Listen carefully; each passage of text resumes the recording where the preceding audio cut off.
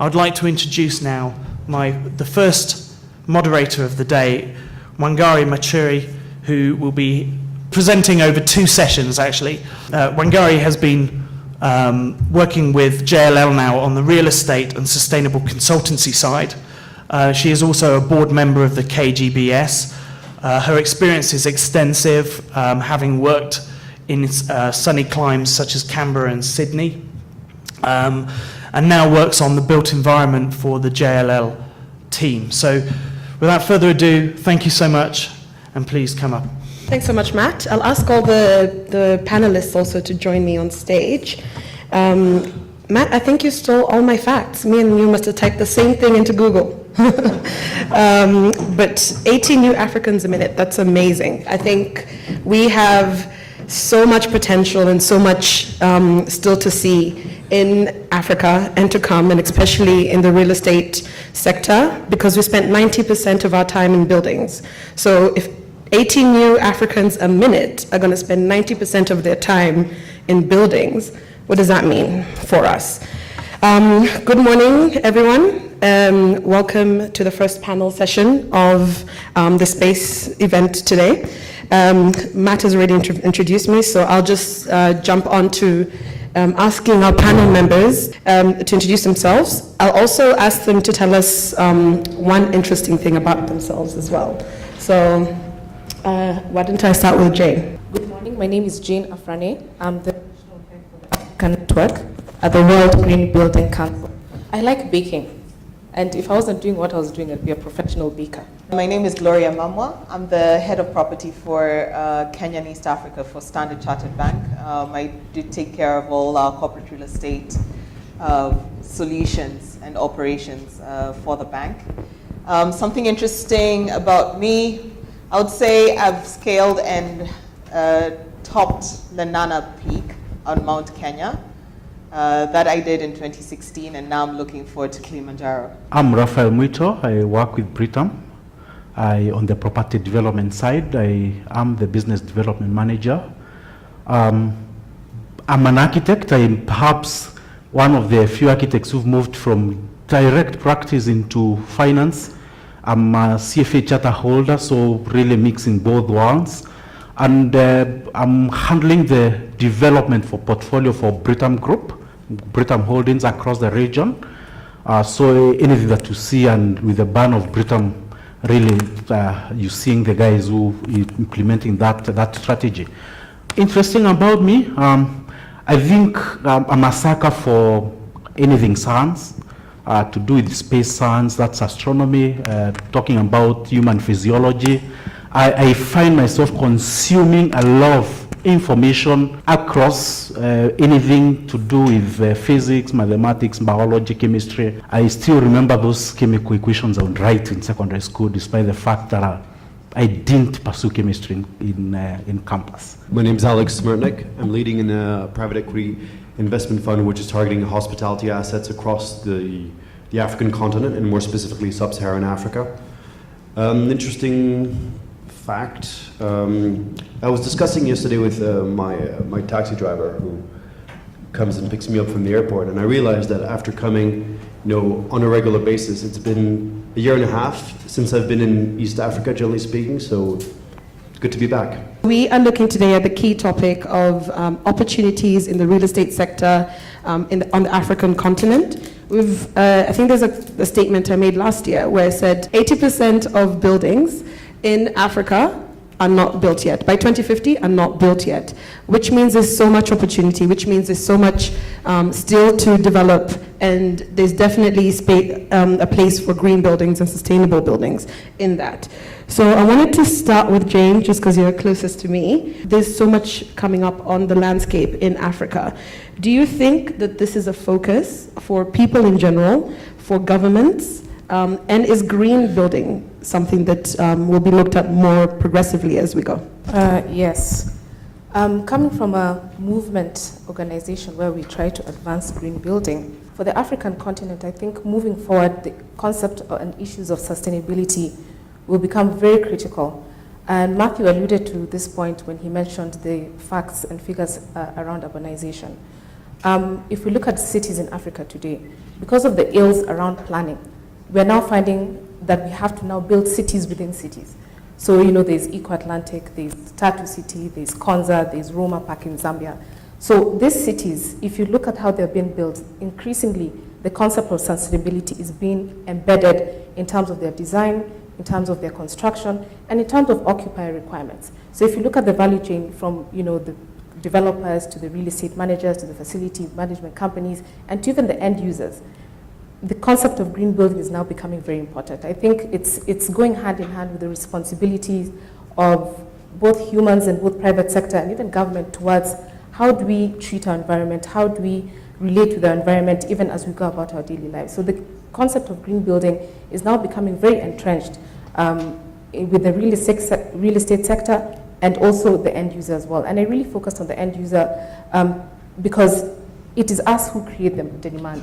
Private sector will not do what there's no demand for. So if we're looking for commercial buildings, if we're looking for homes, then we need to be able to say that, listen, I want to have enough light, I want to be able to, have good indoor air quality. So there's that kind of, different kind of relationships around, different groups and stakeholders within who is consuming buildings and what is demand. You talked about the end user, and Gloria, because you guys are corporates and you're end users of your buildings, you're very particular about how you develop your buildings, not only here in Nairobi, but also in Lagos. I've been to your offices there, and there's a lot of sustainability elements in that.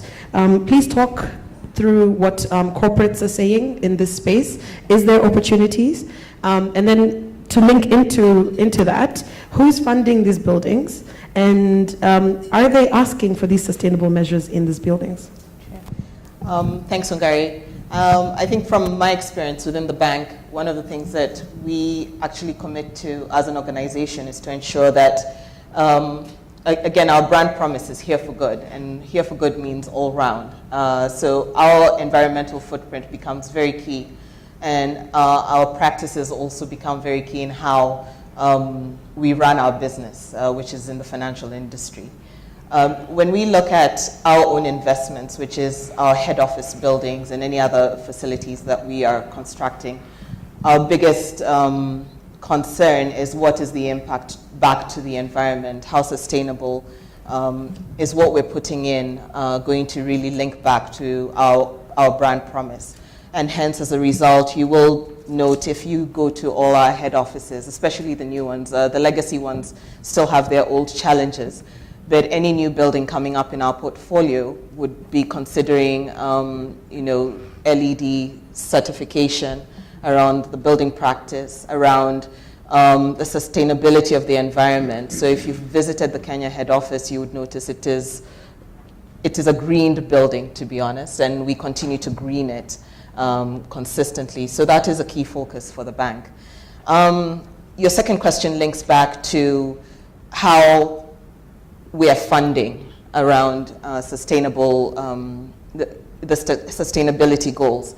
And one of the things that I'm very proud of being a part of is a bank and a country where the banking institutions have actually come together and agreed that sustainable financing is going to be one of the pillars that we are looking at.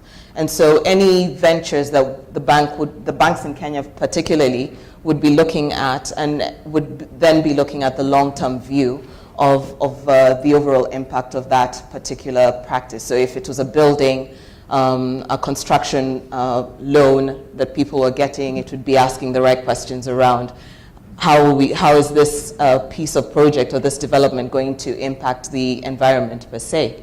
What practices are you going to put in place? Are we going to support the community in which this development is coming in? Because it does touch a lot of the areas that we're talking about. When we talk about funding in different industries, and right now Kenya has the Big Four agenda, and in terms of how do financial institutions play in that space to be able to ensure that it has a long-term view. And so there's a keen focus in terms of how we do our business. It's not about how much money we make, but how far we are looking into the future to be able to invest in that. Interestingly, on the facts and figures, by 2050, Africa will be the youngest continent in the globe. And so if we are to look forward to that, what does that mean in terms of the decisions that we are making today around real estate going forward? When you are the occupier of your building, you're able to make those decisions. You're able to say that you want, it to be sustainable. You want the well-being of your staff to be, the topmost. But Raphael, I'd like to ask you, when you develop to exit a building, how do you look at sustainability in that regard? And have you seen what Gloria is saying in terms of financial institutions asking for the extra, elements of sustainability in your buildings? Sustainability in our Kenyan context is relatively young. Starting with the financing side, this still not been institutionalized as it were by our financial institutions. And but we're seeing that being driven largely by the IFC, the World Bank, trying to bring those lines of credit to developers to actually start thinking of sustainability as they work on their development plans. So I think going forward to start see a lot of that taking root, and we also start seeing a lot of the financial institutions then asking to actually see specific steps towards sustainability, even as you put in your plans. Now, to answer the other question about building to exit, because largely that will be the model that developers will adopt, is that what we've seen especially from elsewhere in the world, with building to exit, you almost find that you're able to shave off a few basis points from the cap rate that you're able to really get from the market. So it plays a big role, because we're finding that largely the big income funds or REITs that want to buy these properties ultimately will be looking for those sustainable elements, and then they are actually willing to pay up for those sustainable elements. So that for us speaks to us as developers, because when I'm planning or I'm putting a business case together, then I am forced to actually start thinking about sustainability for the long term, not just for the short term. Of course, I have to be creative about how I go about it, because I need to look at the cost vis-a-vis the benefits. So, and that also forces me to start analyzing different elements, for example. So when I'm looking at what to put in, what to bring in, what sustainable elements to go for, what materials, the choices of materials that I have, for example, I'm able to really analyze a bigger universe, because as a developer, I'm quite conscious, and I'm also looking at the benefit I'll get towards the end. But yes, at this point in all our developments, even as BRITAM, I think if you look at our tower, or even the other developments that are under construction, we've actually been conscious about sustainability, and we've introduced those elements within, actually even at the point that we're presenting the business cases for adoption by the board. Where would you put your money? Would you put your money in sustainable green buildings? Yes. So there are a couple of reasons to that from the investor perspective. There's main reasons are financial, and they can be divided into two sections. One of them is the capital markets rationale, which Raphael has already touched on in regards to shaving some basis points off the cap rate at exit, which is quite important if you want to kind of make sure that you make your investment as performant as possible. But there's another financial aspect which kind of plays immediately, which is shaving operational costs. And that tallies, that also relates to the fact that, utility cost within, well, I'll be speaking specifically for hotel P&Ls, utility cost usually consists, it's one of the major operational costs, and these are being looked at and monitored and worked on a regular basis, especially in countries such as, well, my experience lately has been more with West Africa, so I'm thinking more about Ghana, Nigeria, where these costs have been extremely high. And of course, looking to implement sustainability within your building will help you to mitigate those costs. So I think there is a kind of, financial benefits not only kind of at the exit, so on the longer term, shall we say, but also kind of on the shorter term, in regards to monitoring your operational costs. So looking at green building, yes, it would come at an additional expense when you're doing the investment, but over the medium to longer term, it tends to definitely pay off. And we do have to take into consideration the fact that more and more institutions are pointing towards it, and it offers better liquidity, generally speaking. If you, as an investor, would look through a crystal ball, what would you think the African real estate would look like in about 20 years or 30 years? Having worked in Europe for quite some time in development fund, there was a clear bias towards investing only into, green-rated buildings, because that's the only thing that large institutional investors would buy into. So I think from that perspective, Africa is probably going to lean towards the same type of trend, and it's not only going to become a nice to have a green rating, but a must-have, and and is going to warrant liquidity of your assets going forward. You've referenced what's been happening in America. They only start to invest in green buildings as as the baseline.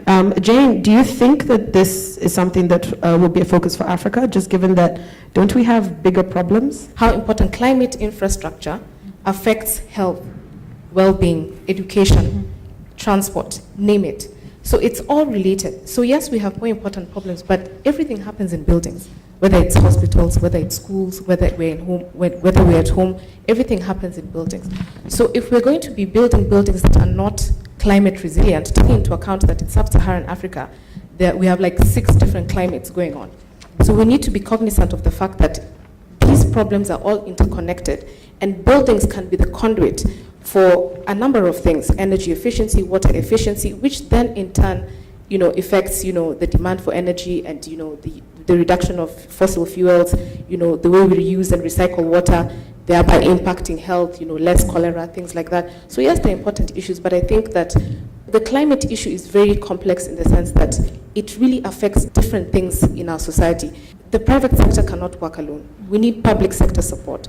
So increasingly, what we're going to find, particularly in Africa, we need to engage our governments, because they're the ones from the policy side of things, they're the ones who are going to be putting on, directing policy, legislation, the role of local governments, in our cities, how will private sector relate to local governments. I think climate becomes very central when we start looking at how green buildings now impact other different issues such as health, water, environment, transport, you name it.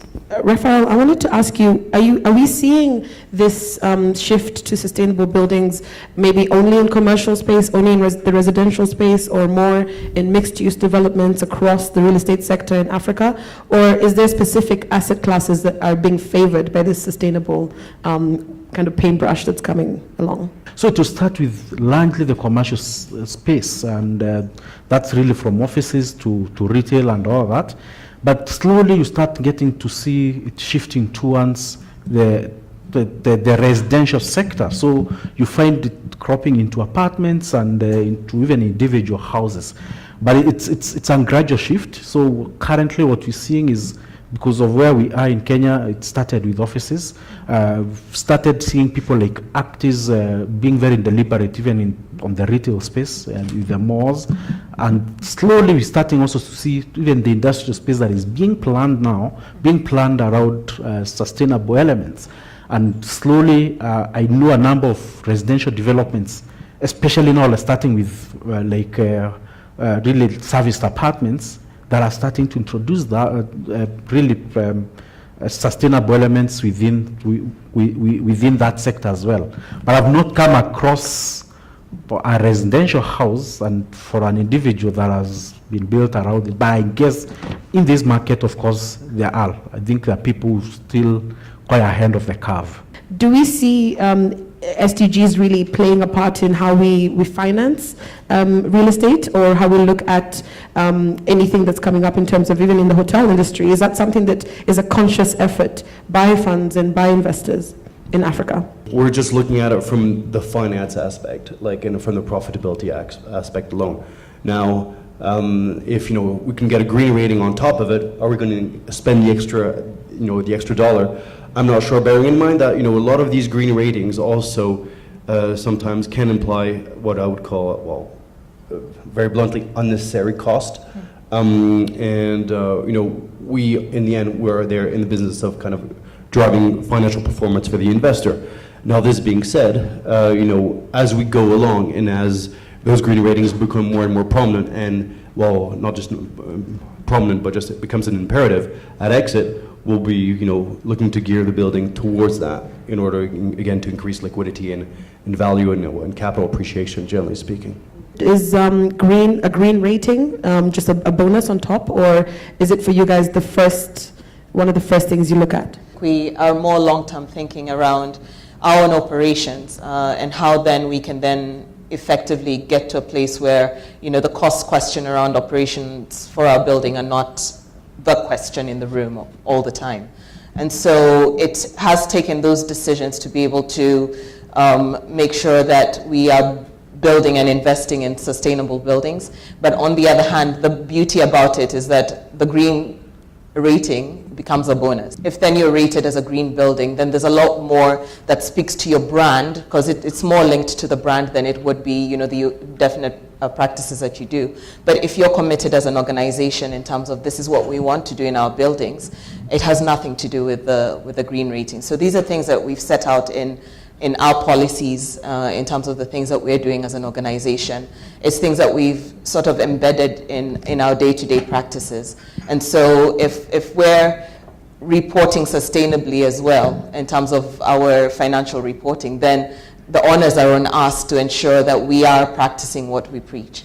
Jen, you had also touched about on Konza City earlier, and Tatu City, and all these cities within cities that are coming up all over the African continent. Do you think these are sustainable, and do you think that the focus for this, most of the ones being sustainable, will have an impact on how real estate is viewed in Africa? So, for example, if Konza City is green today, it has green buildings, it's sustainable, it's energy efficient. Now, we come back and look at the Nairobi that we know and say, okay, what can we do about it? Do we retrofit? I think it will challenge us. It'll challenge private sector. It'll challenge, public sector. It'll challenge individuals. I think it'll set the pace for how we think about urban planning in Africa. It'll set the pace for how we think about, placemaking in Africa, because these new cities are really about placemaking. Solving issues where, integrating development where the former city could not. So I think it will challenge us in different ways. But with regards to green building, I think that it's the way we have to go. There's just no way we cannot think about building sustainably or doing things sustainably. And maybe just to allude to, maybe just to give an example. For example, the World Bank, 28% of their investments, are green and have to be climate responsive. And that will keep on increasing. And these new cities are not taking place in a vacuum. They're taking place, local governments are going to be in charge of these areas, private sector will need to be involved. So increasingly, at the core of it all, sustainability will have to be key. And, whether it sets a pace for how, urban planning goes, I don't know, because then there are so many, factors. We have to start training our architects, our urban planners to start thinking, how do we build green cities? How do we move sustainably? So it's a whole chain of things, and it needs, it's a journey that needs to be walked by so many people, and I think we're getting there. Are there any questions? I'm Dexter Moore, and I'm an architect. But it's wonderful to think of this a massive growth that's going to take place and all the green buildings that are going to be great. But it seems to me the biggest problem or challenge ahead is actually moving people around these cities. And, we can plan as many wonderful buildings and make them as green as we like, but it's bedlam out there, and I think that's probably the biggest initiative that needs to be taken at a kind of a higher level. And can anyone comment on whether they see anything happening in that? I mean, I visit lots of cities. Nairobi isn't quite as bad as Lagos, but this is a big problem. Going back to my concept of placemaking, and this is what these new cities are trying to, solve. How, because, Nairobi is so choked. So let's go out into the peri-urban areas and, kind of create pilots. Really, these new cities are really pilots, where they're going to test a lot of things. They're going to test mobility. They're going to test, energy efficiency. They're going to test placemaking, multi-use based, multi-use developments. So really, and I think perhaps we need to be given a bit of time. We're very behind, I agree. But we need to be given a little time to test out with these new cities. How do we solve the issue of mobility?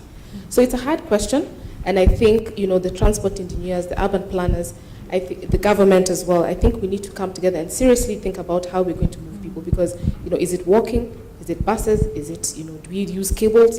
So as much as we're thinking about, green buildings, how do we create climate resilient transport infrastructure that work hand in hand with these green buildings? I think one of the things Mairo will probably be informing us, obviously, is around what is going on with the urban planners in terms of what areas are they pushing to ensure that we have right policies in place to be able to cover us when it comes to transportation and mobility around the different cities.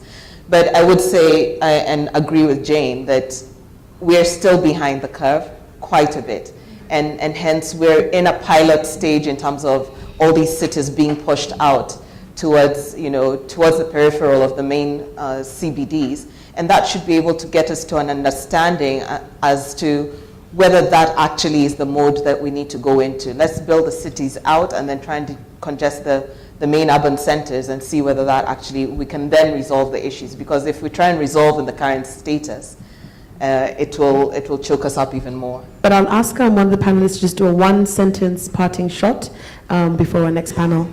Green building in Africa is not new. If you look at the mosques in Timbuktu in Mali, those were green buildings. Those buildings were built green. You enter, they use mud.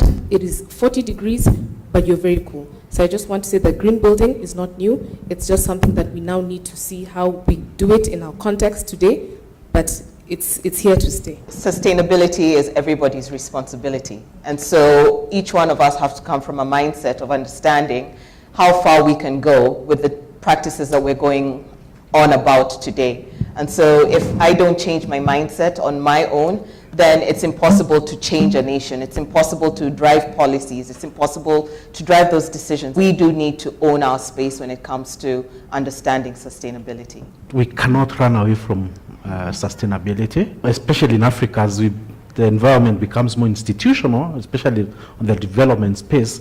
We'll start seeing a lot of developers really incorporating sustainable elements in their developments. In terms of the next step towards improving the situation, I think one of the challenges we've seen so far is a consistent criteria throughout the continent that leads to green building certification.